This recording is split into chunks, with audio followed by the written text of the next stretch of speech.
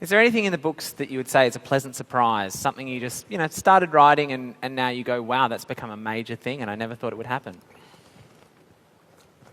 Sometimes characters push to the forefront and become more important than you thought they would be. I know I've been doing the supernova conventions in Brisbane, and we're moving to one in Adelaide, and there are some other people from the show here on that supernova circuit, including, of course, Michelle.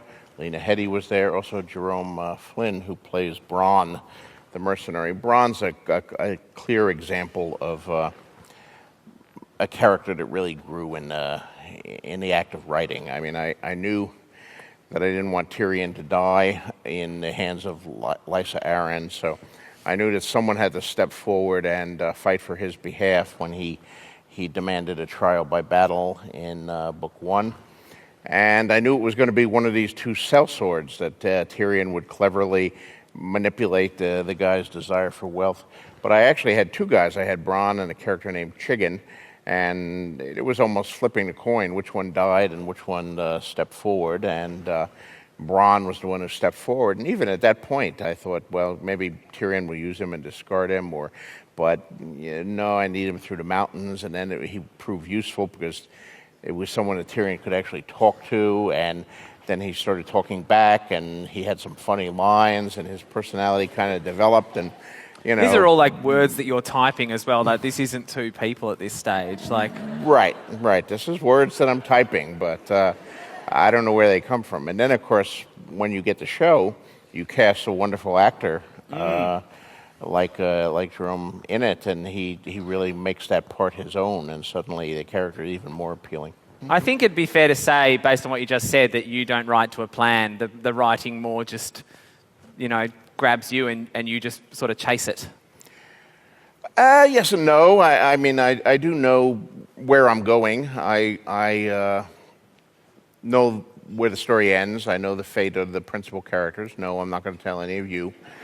But there is a considerable amount that you discover in the process of writing. That's the fun of writing, actually. I've talked about in many other interviews about the two kinds of writers, the gardener and the architect. The architect is like an architect planning a building when he plans a novel. He knows how many stories it's going to be and how many windows it's going to have and how it's going to be heated and what the roof is made of and where the plugs are going to be in each wall, and et cetera, et cetera. And he works all of that out and blueprints all of that, or outlines it in the case of a novel before he drives the first nail or writes the first sentence.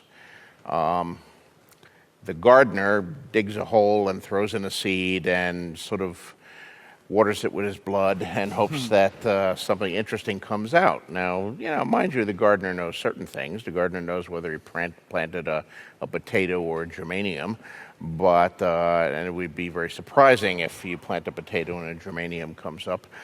But a lot is discovered in the process. I think all writers are some combination of these two, but they tend, according to your personality, to one side or another. And I'm much more on the gardener side. I am, I think like 90% gardener, as was somebody like J.R.R. Tolkien, who, one of my literary idols, who started out writing Lord of the Rings as a sequel to The Hobbit, and it grew considerably. The tale grew in the telling, as he said, as mine has.